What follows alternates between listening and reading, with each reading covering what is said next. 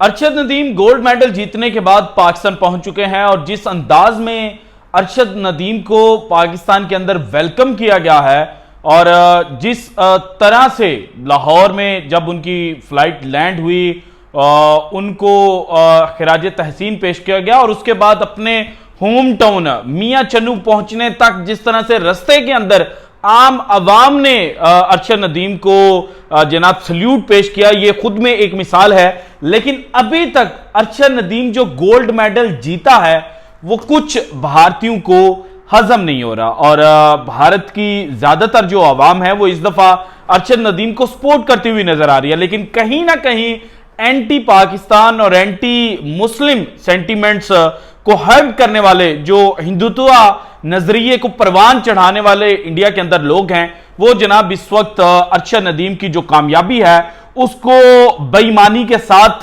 Link करने की कोशिश कर रहे थे। लेकिन अब भारत के अंदर से ही दो आवाजें आई हैं। नंबर 1, भारतीय प्राइम मिनिस्टर नरेंद्र मोदी, उन्होंने अरशद नदीम को लेकर डिस्कशन की है नीरज चोपड़ा के साथ। वो क्या है आज की वीडियो में मैंने आपके साथ शेयर करनी है। नंबर 2, अरशद नदीम के ऊपर जो इल्जाम भारत के कुछ लोग आयद कर रहे थे उनको भारतीय एंकर्स ने ही जवाब दिया है और इन शॉर्ट ये कहा जाए कि भारत के जो अपने एंकर्स हैं उन्होंने हिंदुत्व नजरिया परवान चढ़ाने वाले लोगों के ऊपर क़यामत ढा दिया, तो यह भी गलत नहीं होगी। वो किस तरह से किया है यह भी डिटेल्स आज की वीडियो में मैंने आपके साथ शेयर करनी है। लेकिन सबसे पहले अरशद नदीम के लिए जनाब पाकिस्तान का जो सेकंड हाईएस्ट सिविल अवार्ड है हिलाल इम्तियाज वो अनाउंस किया गया है और एक स्पेशल सेरेमनी जनाब अरशद नदीम के लिए हेल्ड की जाएगी जहां पर सदर पाकिस्तान आसिफ अली जरदारी साहब अरशद नदीम को यह हिलाल इम्तियाज जो है वो पहनाएंगे। इसके अलावा आप आते हैं जनाब जो अरशद नदीम के ऊपर बेईमानी का टैग भारतीय लगाने की कोशिश कर रहे थे और सिंपल सी बात वो कह रहे थे कि जनाब देखें जहां पर बाकी जो जेवलिन थ्रोअर हैं उन्होंने 90 का मार्क टच नहीं किया, वहां पर अरशद नदीम 2 दफा 90 प्लस का जो मार्क है उसको टच कर गया ना। पहले जनाब जब उन्होंने पहली जेवलिन थ्रो फेंकी, पहली तो फाउल होगी ना, और जो दूसरी उन्होंने फेंकी थी वो 92.97 मीटर की थी। इसके बाद जो लास्ट नंबर 6 जेवलिन थ्रो उन्होंने की थी वो थी 91.79 की, 91.79 की जनाब जो सेकंड थ्रो थी।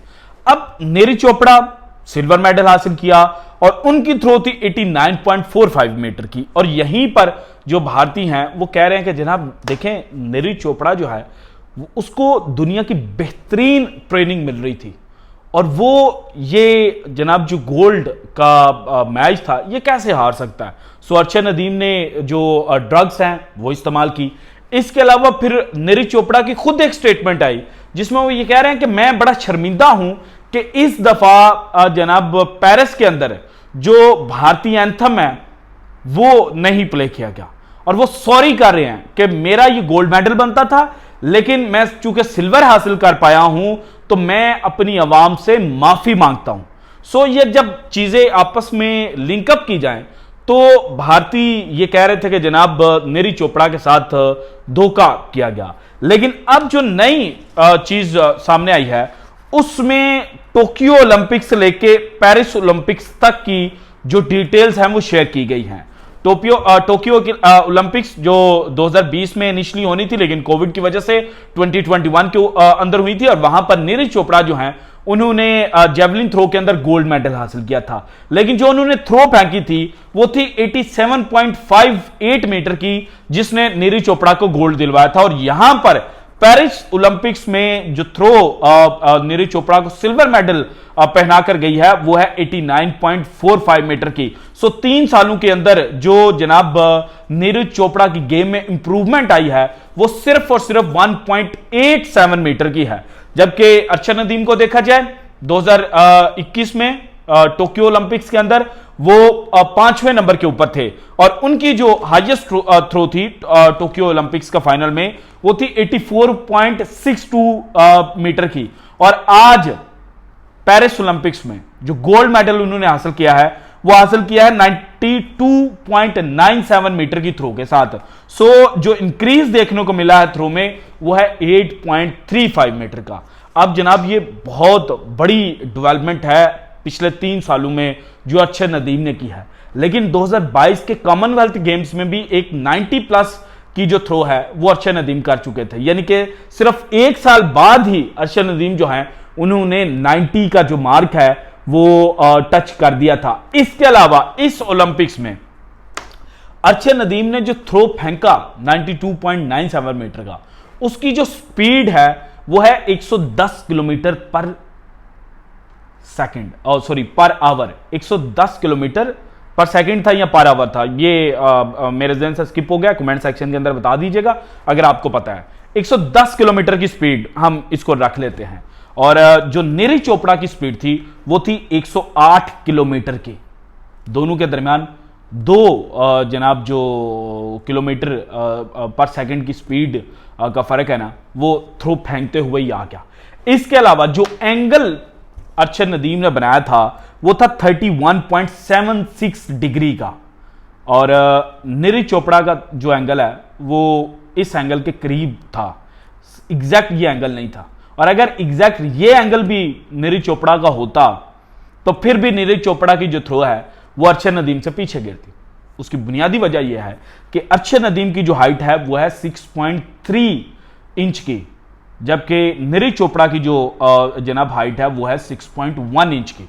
सो दोनों की जो फिजिक है उसमें फर्क था। दोनों ने जो थ्रो फेंकी, जिस स्पीड और जिस एंगल के साथ फेंकी, उसमें फर्क था। इसलिए अरशद नदीम जो है वो 2024 के पेरिस ओलंपिक्स में गोल्ड मेडल हासिल करने में कामयाब हुआ है। और भारतीयों को अब जनाब ये बात मान लेनी चाहिए कि अरशद नदीम ने जनाब फेयर खेल जो है वो खेला था, और अरशद नदीम का डोप टेस्ट लिया गया था। ना सिर्फ अरशद नदीम का बल्कि जितने भी पार्टिसिपेंट थे जनाब पेरिस ओलंपिक्स के, उन सब का जो फाइनल इवेंट होता है उससे पहले और उसके बाद डोप टेस्ट जो है वो लिया जाता है। सो अरशद नदीम उन डोप टेस्ट के अंदर क्लियर आया था। सो इसीलिए जो गोल्ड मेडल है वो अरशद नदीम को दिया गया। इसके अलावा जनाब भारतीय वज़ीर-ए-आज़म नरेंद्र मोदी ने एक टेलीफोन कॉल की नीरज चोपड़ा को, और इसके अंदर जहां पर उन्होंने उनको बधाई दी और कहा कि आप भारत की जनाब शान है, आपने मुसलसल दूसरी दफा भारत के लिए ओलंपिक्स के अंदर मेडल जो है